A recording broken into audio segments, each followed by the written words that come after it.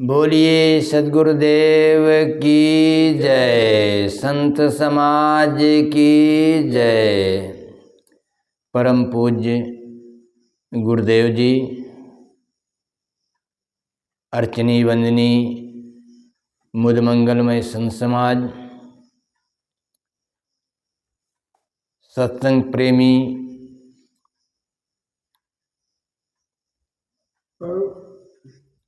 बंधुओं, माताओं एवं बहनों, मेरे लिए आदेश हुआ है कुछ विचार रखने का, तो आपके समक्ष प्रस्तुत हूँ। सद्गुरु कहते हैं, मानुष तन सद्गुरु मिलन, मोक्षो इच्छा होय, दुर्लभ तीनों परम हैं, पाय सुयोग न खोए। सज्जनों, इस साखी के अनुसार कुछ विचार रखता हूँ। मानुष तन सद्गुरु मिलन, मोक्षो इच्छा होय, दुर्लभ तीनों परम है, पाय सुयोग न खोए। ये जो अवसर मिला है, मनुष्य तन का देह मिला है और सद्गुरु मिले हैं, मोक्ष की कामना है, तो ये अवसर खो न जाए, इस पर चिंतन करना है। एक दृष्टांत के माध्यम से कुछ कह रहा हूँ। एक गरीब व्यक्ति अत्यंत गरीबी से परेशान हो करके आत्मा से सोचता है कि अब मुझसे रहा नहीं जाता, ये गरीबी मुझसे सही नहीं जाती, अब मैं भगवान के पास जाता हूँ और उनसे याचना करता हूँ कि मुझे इस गरीबी से उबारें।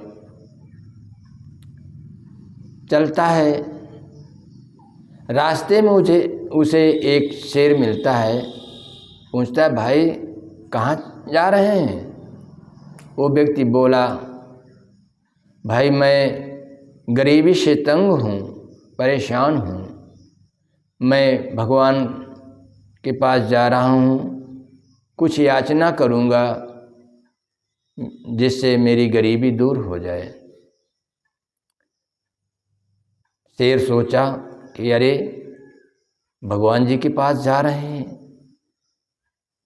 तो एक संदेशा मेरा भी लेते जाएं, क्योंकि मैं भी बहुत परेशान हूँ।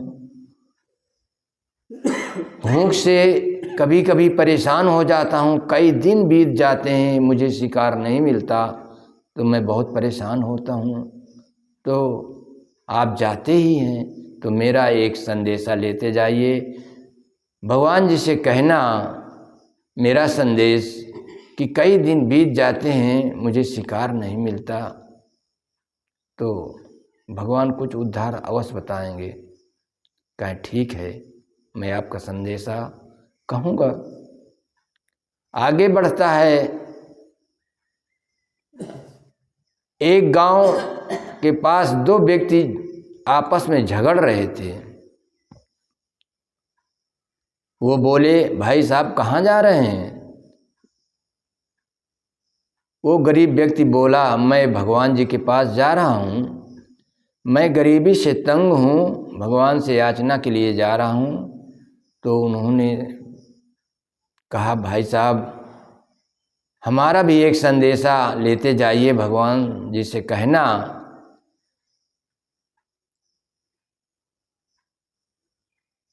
कि हम सरपंची के लिए लड़ रहे हैं,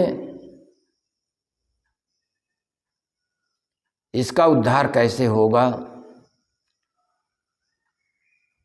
तो कहें ठीक है, मैं भगवान जी से कहूँगा। आगे चलता है तो एक राजा की लड़की लड़के का भेष बना करके बैठी थी। वो व्यक्ति जब उसके पास पहुंचा तो वो लड़के के रूप में बोलता है, भाई साहब कहाँ जा रहे हैं? तो वही बात बताता है कि मैं अपनी परेशानी से तंग हूँ, गरीबी से तंग हूँ, मैं भगवान के पास जा रहा हूँ। तो उसने भी कहा कि मेरा भी एक संदेशा लेते जाइए, भगवान से कहना कि मेरी शादी कब होगी। कहे ठीक है। और आगे बढ़ता है तो एक अपाहिज कोढ़ी दरिद्र मिला। वो बोला, भाई साहब कहाँ जा रहे हैं? वही बात उस व्यक्ति ने उस दरिद्र से भी बताया।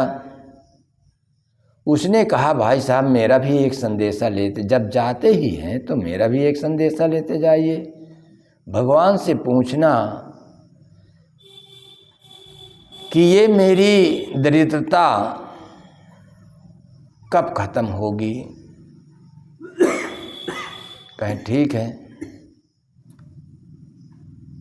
वो व्यक्ति आगे बढ़ता है और भगवान जी के पास पहुंच जाता है। सारी समस्या, सब चारों लोगों की समस्या और अपनी समस्या भगवान के सामने प्रकट करता है। भगवान बोले, ठीक है, तुम्हारी समस्या का समाधान अवश्य होगा, तुम्हारी गरीबी दूर हो जाएगी। मैं तुमको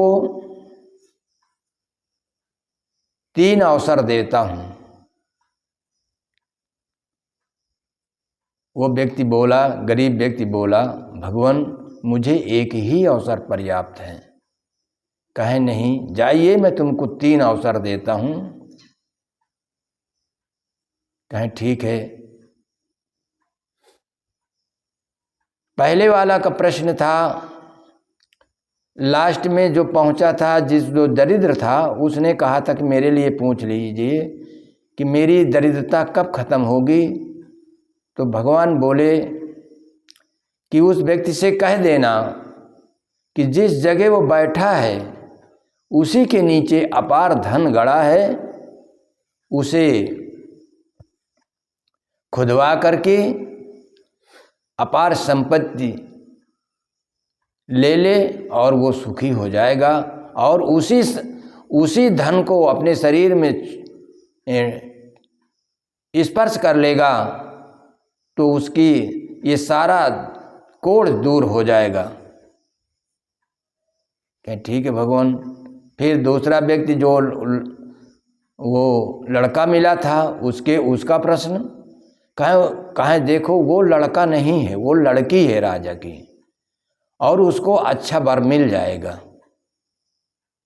कहें फिर 2 व्यक्ति जो सरपंची के लिए लड़ रहे थे, कहें उनसे कह देना कि एक आदमी को चुन ले और दोनों जने उसमें शेयर करके अपना सुख भोगेंगे, राज करेंगे, आपस में मेल करके एक आदमी लड़ ले और दोनों आदमी उसमें सुख भोगेंगे। और लास्ट में शेर का प्रश्न कि उस शेर के लिए भगवान उसने संदेशा दिया है कि मैं 3-3 4-4 दिन भूखों रह जाता हूं। तो भगवान बोले उससे कह देना, जब 3-4 दिन भूखा रह जाएगा तो कोई ना कोई मूर्ख जरूर आ जाएगा उसके पास। कहें ठीक है। अब वो व्यक्ति भगवान के पास से वापस होता है तो प्रथम जो वो अपाहिज कोढ़ी मिला था उसके पास आया। उसने पूछा, भैया आप वापस आए, आ गए? उस व्यक्ति ने कहा, हाँ भैया मैं आ गया। तो कहा मेरे प्रश्न का उत्तर मिला, भगवान दिए कुछ? कहा हाँ भैया दिए हैं, बताए हैं कि जिस जगह तुम बैठे हो इस जगह अपार संपत्ति गड़ी है और तुम इसे निकाल करके और उसको अपने शरीर से स्पर्श कर दो, छुआ दो, तो तुम्हारा कोढ़ दूर हो जाएगा और तुम धनी हो जाओगे, शरीर भी बढ़िया स्वस्थ हो जाएगी और अपार धन भी मिल जाएगा। तो उसने कहा कि भैया मैं तो कोढ़ी अपाहिज हूँ, ये धन को तुम निकाल लो और मेरे शरीर में छुआ दो, मैं स्वस्थ हो जाऊं, तुम सारा धन ले जाओ। उस व्यक्ति ने कहा मुझे फुर्सत नहीं है, मैं इस धन को नहीं चाहता हूं, मुझे टाइम नहीं है। एक अवसर खो देता है, आगे बढ़ता है। उस जो राजा का लड़का भेष बनाया था, लड़की जो लड़के का भेष बनाया था, उसने कहा कि भैया वापस आ गए? हाँ मैं वापस आ गया हूँ, मेरे प्रश्न का उत्तर मिला, भगवान कुछ दिए उत्तर? कहाँ? हाँ दिए हैं। कहाँ? आप लड़का नहीं लड़की हैं, अब आपको अच्छा लड़का मिल जाएगा।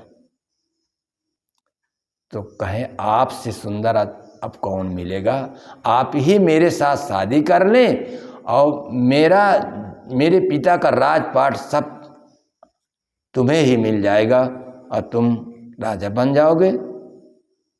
तो वो गरीब व्यक्ति बोलता है नहीं, मुझे नहीं चाहिए, मैं शादी नहीं करूँगा, मुझे धन नहीं चाहिए। उसे भी त्याग देता है, दो अवसर खो देता है। तीसरे वो सरपंच मिले, उन्होंने पूछा क्यों भैया वापस आ गए, हमारे प्रश्न का उत्तर मिला, भगवान कुछ दिए उत्तर? बोला हाँ दिए हैं। भगवान कहें कि दो में से एक आदमी सरपंच बन जाए और बढ़िया तालमेल करके अब बड़े शेयर कर लेंगे, अपना आधा आधा बांट लेंगे, लड़ाई न करें। तो उन दोनों ने कहा भैया आप ही बन जाइए और हम दोनों जनों को लाभ मिल जाएगा, आप ही सरपंच बन जाइए हमारे यहाँ के। तो उसने कहा कि मैं नहीं बनूंगा, मुझे नहीं चाहिए। यानी 3 अवसर वो व्यक्ति खो दिया। भगवान कहे थे कि मैं तुमको 3 अवसर देता हूँ, वो तीनों अवसर खो देता है। लास्ट में वो शेर मिलता है, भैया मेरा संदेश कुछ मिला, मेरा संदेश आप कहे कुछ उत्तर मिला? वो व्यक्ति बोला हाँ मिला है। भगवान ये कहे हैं कि जब कोई नहीं शिकार मिलेगा तुमको, तब कोई ना कोई मूर्ख अवश्य आ जाएगा। तो शेर सोचा कि इससे बड़ा मूर्ख अब कौन मिलेगा। वो शेर उसको खा जाता है। यानी अवसर मिलते हुए भी वो खो देता है। तो इस पर गुरुदेव जी कहते हैं, सदगुरु कहते हैं कि मानुष तन सदगुरु मिलन मोक्ष इच्छा होए, दुर्लभ तीनों परम है पाय सुयोग न खोए। ऐसा अवसर मिला है, फिर भी मनुष्य चेतता नहीं है। जैसे वो व्यक्ति कि 3 अवसर भगवान उसको दिए और तीनों को खो देता है, अंत में काल के गाल में समा जाता है। तो मनुष्य का यही कर्तव्य है कि इस मानव तन को पा करके अपने जीवन को कृतार्थ करे और मुक्ति को प्राप्त करे। ये बार बार तन मिलने वाला नहीं है।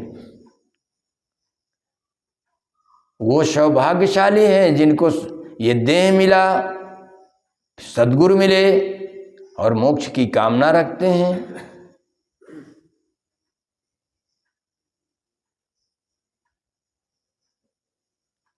तो इस तरह से मनुष्य को विचार करके चलना चाहिए। करहु विचार तो सब दुख जाई, परिहर झूठा केर सगाई।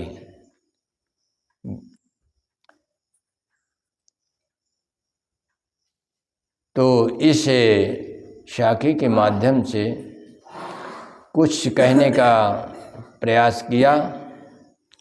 इन्हीं शब्दों के साथ मैं अपनी वाणी को विराम देता हूँ। बोलिए सद्गुरुदेव की जय। साहेब बंदगी, साहेब बंदगी, साहेब।